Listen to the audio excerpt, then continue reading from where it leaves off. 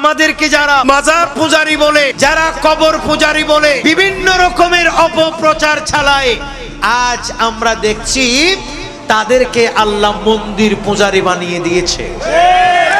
তাদেরকে আল্লাহ পাক সুবহানাহু ওয়া তাআলার কুদরতি অপার কৌশলে শাস্তি হিসাবে আল্লাহ পাক সুবহানাহু ওয়া তাআলা বিশ্বের মানুষের চোখের সামনে স্পষ্টত আল্লাহ পাক সুবহানাহু ওয়া তাআলা তাদেরকে মূর্তি পূজারি বানিয়ে দিয়েছে। কথা বলেন ঠিক? নবীজির এক হাদিসে এসেছে, অচিরেই আমার উম্মতের মধ্যে, হাদিসটি তিরমিজিতেও আছে, ইবনে মাজাতেও আছে, অচিরেই আমার উম্মতের মধ্যে এমন একটি ফেরকা বের হবে, এমন একটি দল বের হবে যারা নামে মাত্র মুসলমান হবে কিন্তু কার্যত তারা মূর্তি পূজারি হবে। প্রকৃত মূর্তি পূজারি যারা আমরা দেখতে পেয়েছি, আমরা দেখতেছি। কথা বলেন ঠিক না?